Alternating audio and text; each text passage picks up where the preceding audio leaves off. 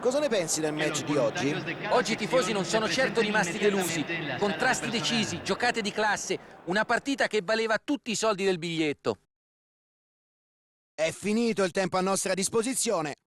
Un ringraziamento a Luca Marchegiani, come sempre a mio fianco. Un onore per me. Saluto e ringrazio il pubblico da casa.